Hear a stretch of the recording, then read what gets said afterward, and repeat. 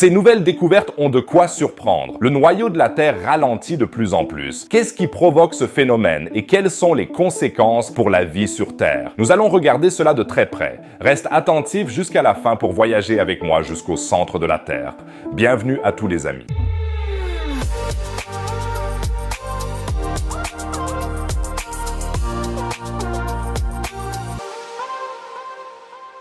Au cours des derniers mois, nous avons découvert beaucoup de choses sur l'intérieur de notre planète, une région si proche de nous et pourtant en grande partie plus mystérieuse que l'espace. Nous savons maintenant, par exemple, qu'il y a des montagnes gigantesques à l'intérieur de la Terre, dont certaines atteignent 5 fois la hauteur du mont Everest. C'est vraiment comme si le voyage au centre de la Terre de Jules Verne était devenu réalité. Je te tiendrai au courant de toutes les découvertes sur le noyau terrestre sur cette chaîne. Alors n'hésite pas à t'abonner et à activer la cloche, cela m'aide toujours. Merci beaucoup. Maintenant, on a découvert que le noyau terrestre ralentit de plus en plus. Si l'on considère que le mouvement du noyau terrestre est entre autres super important pour la création du champ magnétique terrestre qui nous protège des rayons cosmiques, on pourrait être un peu inquiet. Alors qu'est-ce qui se passe? Examinons d'abord la structure de base de l'intérieur de la planète. Elle se compose de plusieurs couches tout à fait à l'extérieur, la fine croûte terrestre, puis en dessous le manteau terrestre solide extérieur qui entoure le noyau extérieur semi-liquide composé de fer et de nickel liquide. À l'intérieur du noyau extérieur se trouve le noyau intérieur solide, également composé principalement de fer et de nickel, avec une densité et une température extrêmement élevées. Ces couches sont séparées les unes des autres par des zones de transition, chacune ayant des propriétés physiques et chimiques différentes. Mais pour nous aujourd'hui, le noyau interne est, et là, tenez-vous bien, le cœur du sujet.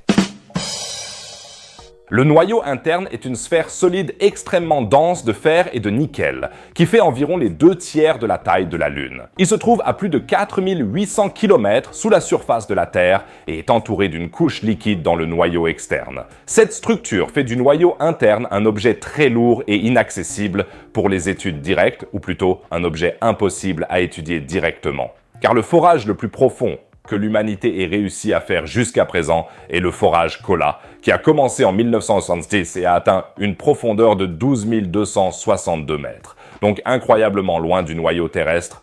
Pourtant, l'étude du noyau est super cruciale pour comprendre la dynamique de notre planète, car le noyau externe de la Terre génère des courants électriques par ses mouvements convectifs. Ces courants créent un champ magnétique appelé géodynamo.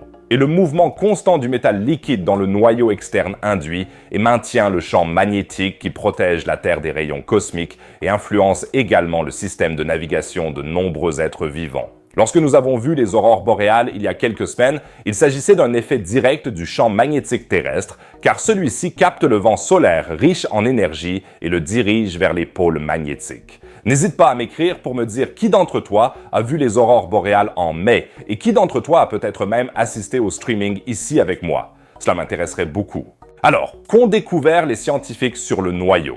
Des chercheurs de l'Institut de géologie et de géophysique de Pékin et de l'Université de Californie du Sud ont analysé les données de 143 paires de tremblements de terre qui ont eu lieu entre 1991 et 2023 dans les îles Sandwich du Sud dans l'Atlantique Sud. Je t'épargne maintenant toute plaisanterie idiote sur les sandwichs.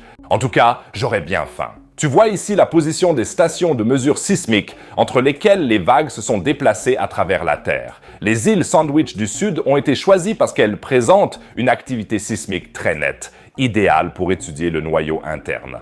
En effet, nous pouvons utiliser l'activité sismique pour en apprendre indirectement sur l'intérieur de la Terre. C'est comme si un médecin mesurait ta tension artérielle et pouvait le faire à partir d'un examen externe sans avoir à couper ton cœur. Au moins, tu n'auras pas à t'inquiéter des frais d'hospitalisation.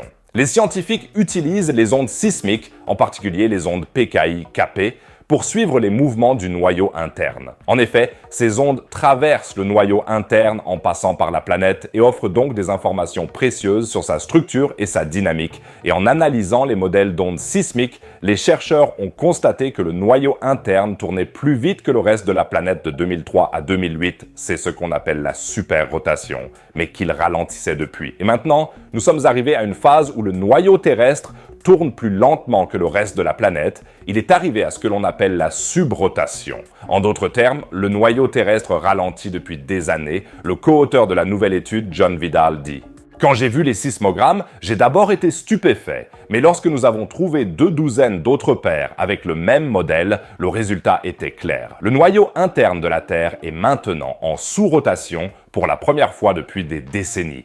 Nos données fournissent la preuve la plus convaincante à ce jour. Et maintenant, pour la première fois depuis plus de 40 ans, le noyau interne de la Terre tourne plus lentement que le reste de la planète. Je trouve super fascinante l'idée que la Terre ne possède pas une rotation uniforme, mais que ses différentes couches tournent à des vitesses différentes. Et les données sismiques suggèrent également que l'inversion dans l'évolution de la vitesse du noyau terrestre n'a pas été symétrique. Comme le dit Wang de l'Institut de géologie et de géophysique de Pékin, la courbe plus abrupte avant 2005 comparée à celle d'après 2015 montre que la tendance du mouvement du noyau interne est 2,5 fois plus lente et inversée dans la période ultérieure. Maintenant, bien sûr, la question non négligeable se pose. Est-ce dangereux pour nous? Nous ne savons pas exactement ce que cela signifie, mais cela pourrait changer la durée du jour sur la Terre, sans blague. La perte de vitesse, les inversions et les vacillements dans le noyau interne ne sont pas inhabituels. Il n'y a donc pas vraiment de signe que nous nous dirigeons maintenant vers une catastrophe apocalyptique, comme dans certains films de science-fiction. J'ai revu récemment le film The Core, un film fantastique qui est tellement scientifiquement absurde qu'il est à nouveau amusant. Le noyau de la Terre y est remis en rotation à l'aide de bombes atomiques. Fantastique film d'action trash du début des années 2000. Dans la réalité, le sort de la planète n'est pas en jeu et nous n'avons pas besoin de bombes atomiques pour résoudre le problème, mais il pourrait justement y avoir de légers décalages dans la longueur du jour et de la nuit, mais seulement très légèrement. Vidal dit: la danse du noyau interne pourrait être encore plus animée que ce que nous savons jusqu'à présent, mais les changements qui en résulteraient seraient très difficiles à remarquer, de l'ordre d'un millième de seconde, qui se perdrait presque dans le bruit des océans et de l'atmosphère agitée. Dès qu'il y aura du nouveau sur le noyau terrestre, je vous en informerai immédiatement, alors n'hésitez pas à vous abonner à la chaîne. Restons dans le domaine de la science-fiction. Tu connais certainement le moteur à distorsion de Star Trek. Et maintenant, les scientifiques ont vraiment fait une grande avancée dans la recherche sur la technologie Warp. Pourrons-nous bientôt voler dans l'espace comme le capitaine Kirk?